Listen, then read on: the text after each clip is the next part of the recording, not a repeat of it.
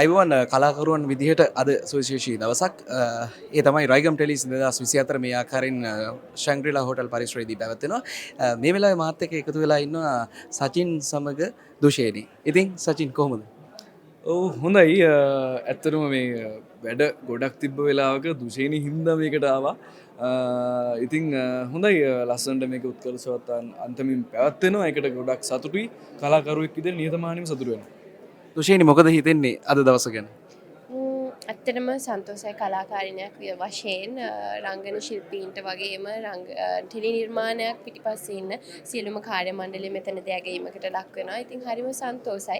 ඒ වගේම විශේෂයෙන්ම මගේ රසික ජනතාව මම වෙනුවෙන් මේ වගේ වෙලාවක පෙනී ඉඳලා මම වෙනුවෙන් මට මේ දීපු ආදරයට බොහොම ස්තුතිවන්ත වෙන වෙලාවක්. ඉතින් හරිම සන්තෝසයි රසිකයෝ මේ විදිහට මට ආදරය කරන එක ගැන සහ මේ විදිහට ඉතින් සාර්ථකව අතිසාර්ථකව මේ ටෙලි සම්මාන උළෙල මෙවර පැවැත්වෙනවා රයිගම්. ඉතින් ඒකට සුබ පතනවා. සචින් මම අහන්න කැමති ඇත්තටම ජීවිතයේ සමහර හොඳම දේවල් හම්බෙන්නේ ජීවිතේට පරක් වෙලා. දුෂේනි හමුවීම ඔබේ ජීවිතේට මොන වගේද කොහොමද දැනෙන්නේ ඒක? මං හිතනවා දුෂේනි පරක්කුනේ නෑ මගේ ජීවිතේ. හරිම වෙලාවේ මගේ ජීවිතේට ආවා.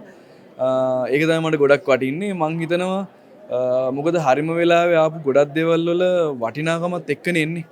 ඉතින් මං හිතනවා තරුණ කාලේ මේ වටිනාකම ටික ටික වැඩි වෙද්දිත් අපි තාම තරුණ කාලේ ඉන්න එක ගැන ගොඩක් සතුටුයි.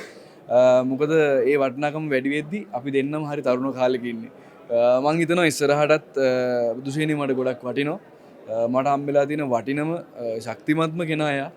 ඉතින් එයාට දෙන්න පුළුවන් උපරිම අභිමානය පුළුවන් උපරිම ඇගීම මං මේ අවුරුද්දේ ඉඳලා මෙයාට දෙන්න try කරනවා.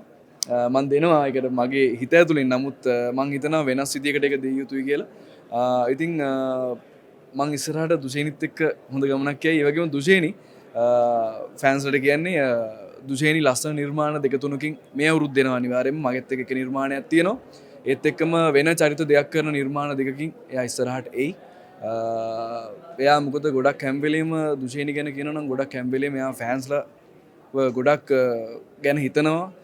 සමහරවිට එයාට නිර්මාණය try කරලා බලන්නේ ෆෑන්ස්ලා මේක ගනීද මට පුළුවන් වේද ෆෑන්ස්ලට දෙන්න මේ වගේ දෙයක් කියන මත මං හිතනවා. ඉතින් ඒ ෆෑන්ස්ලා ඒක නිසා තමයි එයාව අල්ලගෙන මෙච්චර ඉන්නේ.